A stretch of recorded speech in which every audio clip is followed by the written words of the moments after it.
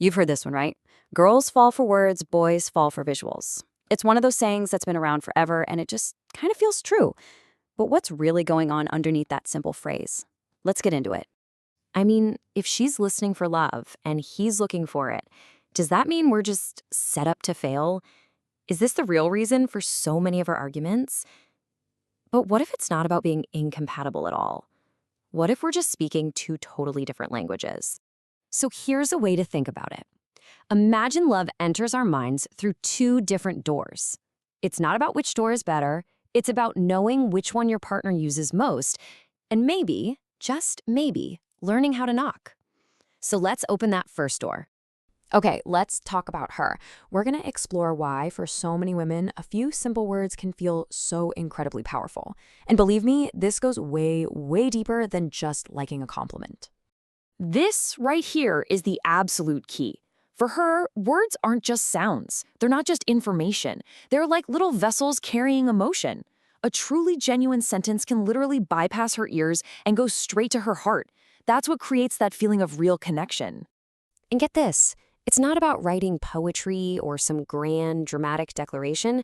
It's about the small stuff. It's about words that show you're actually paying attention. When you say something like this, you're not just talking. You're showing empathy. You're making her feel completely and totally seen. So why do these words work so well? Well, it's because they're building three essential emotional pillars. They create safety, which means she can be vulnerable. They give her recognition for all her effort. And they provide validation, which tells her, hey, your feelings make sense. You put those three together, wow, that's a powerful combination. But here's the flip side. When those words of understanding just stop, a little seed of doubt starts to grow. She starts thinking, does he even care anymore? Was any of this real? That silence can feel like a huge empty space. So while all that's going on, what's happening on the other side? All right, now we're opening that second door. This is all about why, for a lot of men, a visual cue, a glance, a smile, just one frozen moment in time, can be just as meaningful as that whole heartfelt conversation was for her. And let's get one thing straight right away. This is not about being shallow. It's not superficial. The idea here is that the male brain is often wired to be more visual. It's like the primary filter for feeling attraction, for feeling that protective energy, and for building a connection. Think about it like this. He might not remember every single word you said on your first date, but chances are he can describe in perfect detail the way you smiled at him. These little visual snapshots get burned into his memory. They become the foundation of the whole story. And these visuals aren't just passive things he's observing. Oh no, they are active triggers. A smile can literally flip a switch and create attraction. Seeing you do something kind can spark this massive surge of protective energy. Your presence just brings life into his world. And it all comes in, first and foremost, through his eyes. Okay, so we've got one person connecting through their ears and another person connecting through their eyes. And this, my friends, is where the friction happens. This is where two people who are crazy about each other can end up feeling like they're from different planets. And here's what that collision sounds like in their heads. She's thinking, if you loved me, you would just say it, because for her, words are the proof.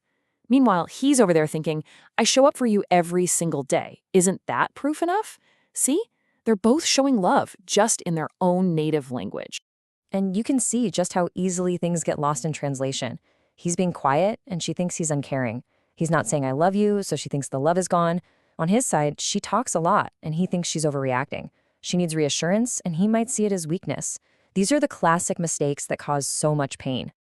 But here is the most important thing to remember. No one is wrong here.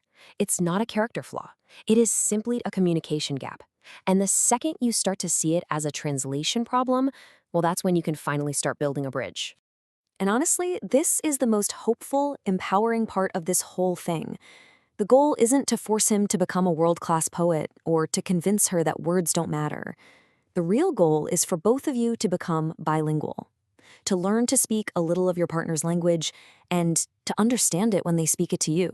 So how do we actually do that? It really boils down to two simple, practical steps. For him, it's about taking that brave step to speak what's in his heart, even if it feels a little awkward at first. And for her, it's about learning to see his actions, his quiet, steady presence, as its own powerful language of love. So, what does this look like in a real conversation?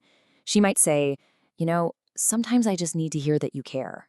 And he might say, "Look, I know I'm not good with words, but you know I'm always here for you." See? The magic isn't in finding the perfect words. The magic is in both people understanding the real meaning behind it all.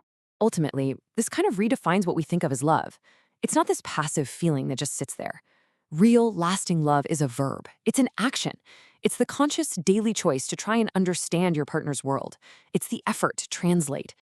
So after walking through these two different worlds and learning these two different languages, what is the one thing, the single most important idea you should take away from all this?